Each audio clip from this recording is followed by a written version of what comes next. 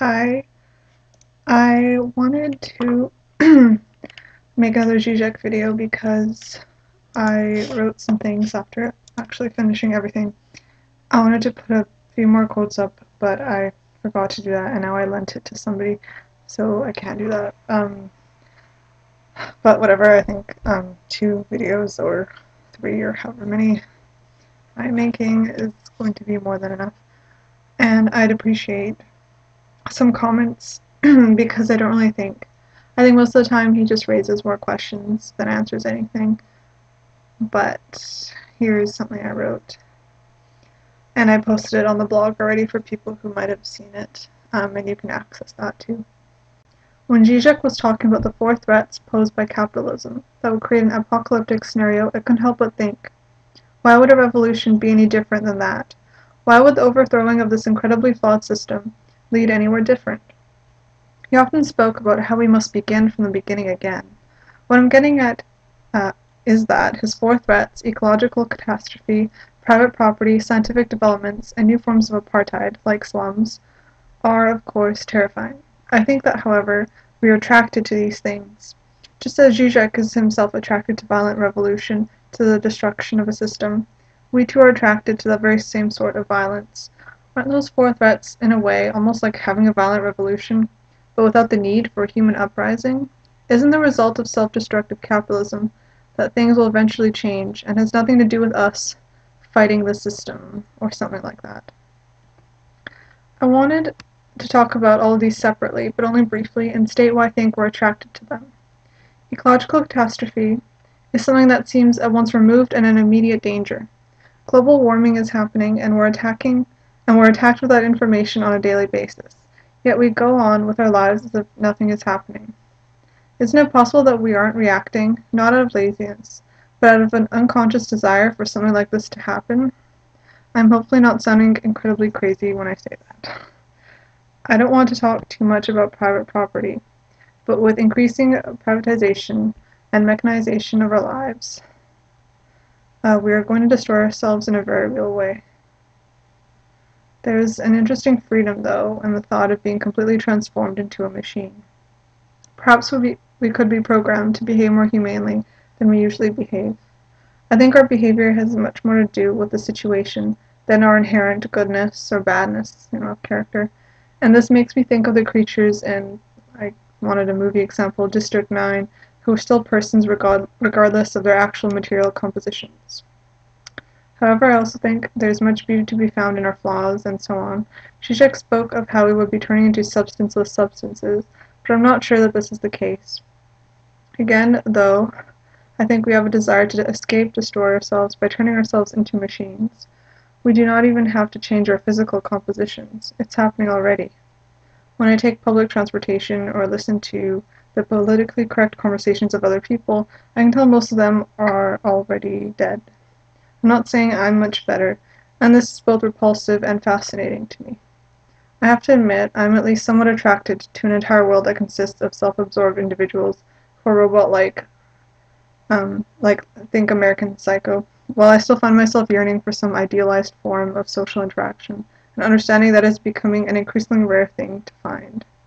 Sorry, I'm kind of not in a reading mode right now, but I might as well just finish it off. Anyways, finally, the last one mentioned is where he was talking about how capitalism would result in the ever-increasing differences between the rich versus the poor, so much so that we would have, to an even greater extent than now, a minority of the incredibly rich and well-off in a segregated section of the world, while the rest of it is starving, diseased, and barely able to survive. I think that this might be the downfall of capitalism, but only if the starving were not so poor off that they had no way to organize themselves, or they did not hold on to any ideas of being able to achieve something higher or move up in the system, and so on. Although in this extreme version, I think that they would have given up all hope of achieving a change. For me, I don't really know where to take that last one, except that it's the one that disturbs me the most. Today, for an English class, my prof compared something else we were reading to a cruise line that is bound for Haiti, is already in Haiti, and is going to some safe, tranquil part, only a few miles from all of the people still buried under the rubble, or displaced, and so on. And the imagery of this makes me incredibly sick.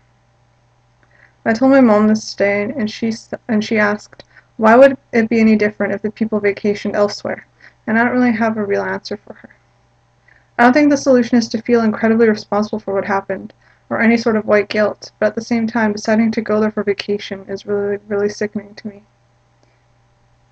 It's just like, it makes me think of some tour guide being like, over here on the left we have all these poor people dying, and on the right we have some American tourists with money who are enjoying life and acting as if nothing horrible is happening at all.